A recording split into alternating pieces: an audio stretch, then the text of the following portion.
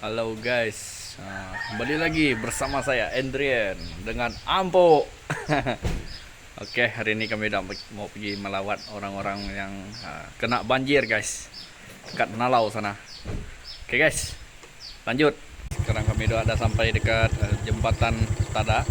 Tengok air pun udah besar. Air udah besar guys, jadi kita nak pergi ke sana, Nalau sana guys. Ini jalan dia guys. Pergi ke Sabah.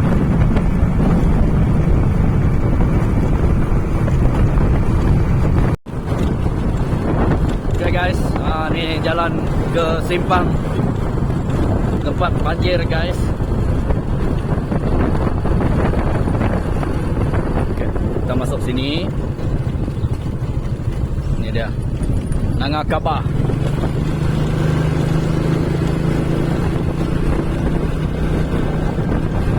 Ini dia guys, kampung kena banjir.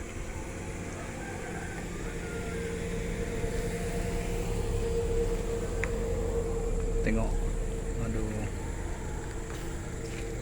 Ya po.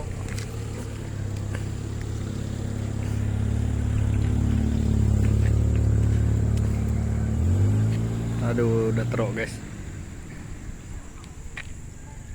Oke guys, kita udah sampai. Aduh, teruk sudah. Kita parking dulu.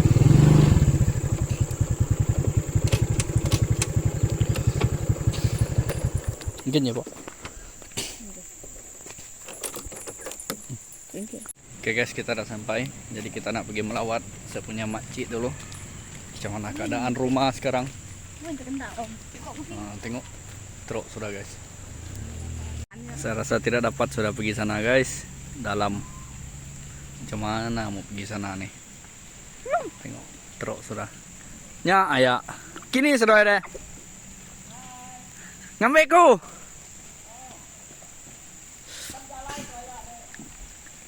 Kini.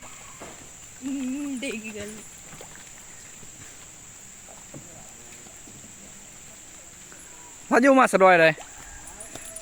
Oke guys, kita dah jumpa. Saya punya makcik. Kita tahu gimana mereka doa nih. Oh, mau pergi mukat dulu. Tidak dapat ikut nih.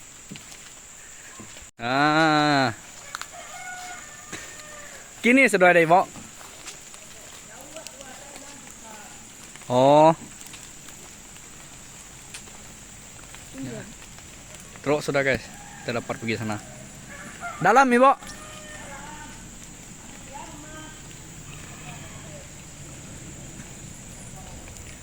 Oke lah guys, kita tidak dapat pergi. Sebab dalam sangat guys. Oke. Kita tengok dari sini sajalah. Teruk. Nice. Dia cakap dia nak mandi ni. Mandi kok. Untuk. Tengok. Aduh.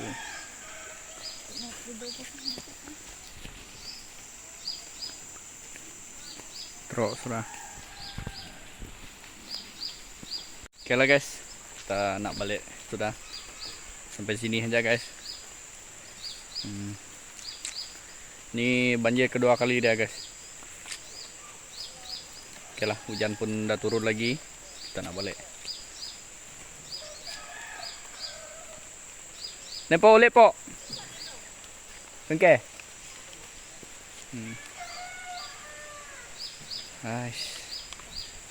Oke guys.